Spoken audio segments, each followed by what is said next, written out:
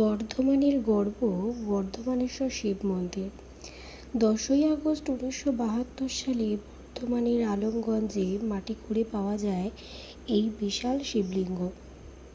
এই শিবলিঙ্গের সঠিক বয়স আজও জানা যায়নি। এই শিবলিঙ্গের মাপ প্রায় 18 ফুট। শিবলিঙ্গের প্রস্থের এই মাপের অন্য শিব মন্দিরের থেকে বর্ধমানেশ্বরকে আলাদা করে দিয়েছে। বর্ধমানেশ্বর তাই মোটা শিব নামেও পরিচিত। বর্ধমানের অন্যতম প্রধান দ্রষ্টব্য বর্ধমানের এই শিবলিঙ্গ। গবেষকদের ধারণা এটি খ্রিস্টাব্দের 7ম বা 8ম শতকের, অর্থাৎ কুষাণ যুগের।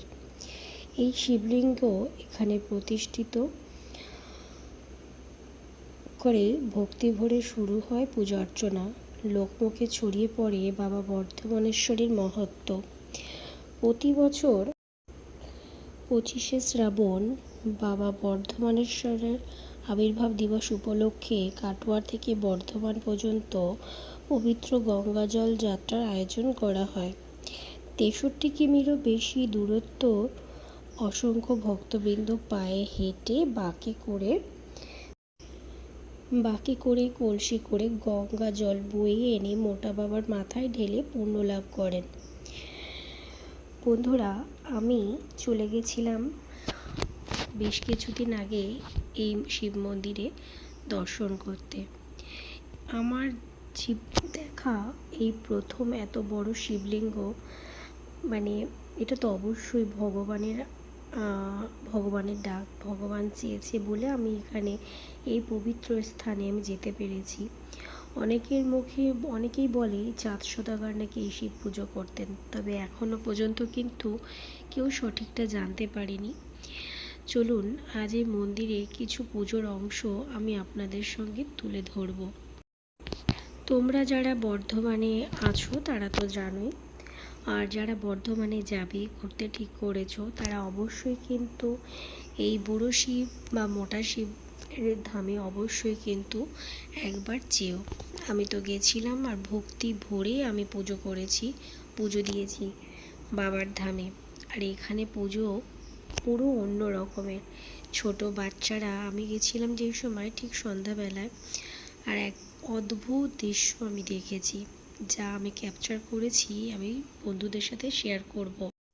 তবে এখানে যে জায়গাটি তোমরা দেখতে পাচ্ছ, প্রথমে কিন্তু এখানেই মাটি করে বাবাকে পাওয়া যায়।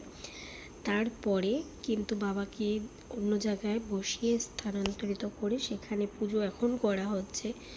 ভবিষ্যতে কোনো দিনও মন্দির হলে তবে আবার কিন্তু বাবাকে যেখানে পাওয়া গেছে সেখানেই কিন্তু রেখে পুজো করা হবে।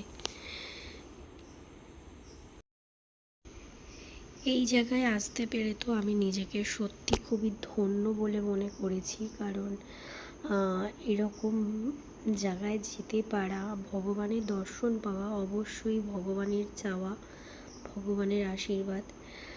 তো সবাই একবার বলো হর হর মহাদেব। আর আরেকটা জিনিস যেটা আমি তোমাদেরকে দেখাবো, যখন সন্ধ্যা আরতি হচ্ছিল ঠিক সেই সময় নন্দীশ্বর, এই যে এনাকে দেখছো, উনি রীতিমতো সন্ধ্যা আরতি বাবার দেখছিলেন। আর এখানে ঠিক সন্ধ্যার সময় সবাই ডুগডুগি, বাবা যেই সমস্ত মহাদেব যেই সমস্ত বাদ্যযন্ত্র পছন্দ করেন সেই সমস্ত বাজিয়ে সবাই একসাথে, ছেলে মেয়ে একসাথে বাজিয়ে কিন্তু পুজো করে।